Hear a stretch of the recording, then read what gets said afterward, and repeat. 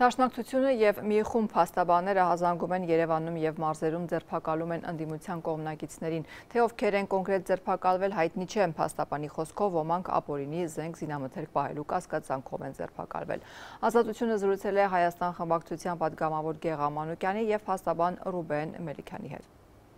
Արդեն տևական ժամանակ 2-3 ժամ տարբեր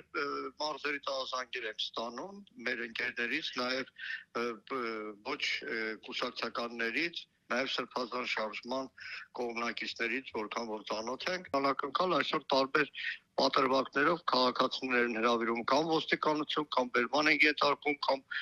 որոշ տեղեր նաև տեղեկություններ կան, որ խոզարկություններ են տեղի ունենում տներում և նաև անզեն աչքով Երևանում այսօր ցանկացած մարդ որ քայլում է, տեսնում է այն ոստիկանական խոտ զանգվածները, որ լցրել են պետական շենքերի, ռադիոյի, չգիտեմ, կառավարական ամառանոցի մոտ, լրիվ անհասկանալի մի իրավիճակ։ Ոստիկանությունը, ներքին գործերի նախարարությունը քիչ առաջ հաղորդագրություն տարածեց, որում ասվում է, որ ոստիկանությունը իրականացնում է ուժեղացված ծառայություն, մեջբերում է, ինչի շրջանակում ձեռնարկվում են կանխարգելիչ բացատրական աշխատանքներ։ Ձերբակալություններ չեն, պարոն Մանուկյան։ Նշանակում բացատրական աշխատանք, Մսուր մանկապարտեզի դաստիարակչուհի Արփինե Սարգսյանը, թե ոստիկաններն են դաստիարակներ, որ քաղաքացիներին տանեն ոստիկանատներ դաստիարակչական աշխատանք իրականացան։ Մեկը լինի ոստիկանության կարմիր ու սև բերետավորներին մեկ հայրական ապտակով դաստիարակչական աշխատանք իրականացնել։ Պարոն Մանուկյան,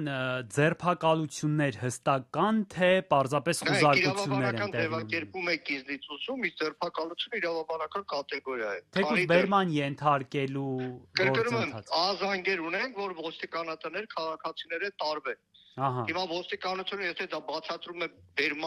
դաստիարակչական աշխատանքներով, դա որ մի օրենքի շրջանակներում է տեղավորվում։ Ինչպես շատ հաճախ է պատահել, ոստիկանությունը դարձրել է դա մարդկանց առնվազն 72 ժամով ազատությունից զրկելու անխափան աշխատող միջոց, դա ապօրինի զենք զինամթերքի այսպես ճակերտավորացած կասկածն է։ Ինչ այս եղած դեպքերով, հարյուրավոր պարզապես դեպքերով նման կերպ մարդիկ են պահել մինչև 72 ժամ եւ որևէ դեպքով որևէ ապօրինի զենք զինամթերք հայտնաբերված չի եղել։ Այս պարագայում մենք որևէ կերպ չենք կարող հավատ ունենալ ոստիկանության այս գործողությունների հիմքի վերաբերյալ։ Առավել ևս, որ վերջի օրերին ամբողջությամբ ով էլ որ չգիտեր, բացահայտվեց ինչպես է աշխատում իրավապահ համակարգը։ SMS-ների կամ Facebook-յան գրառումների հիմքի վրա։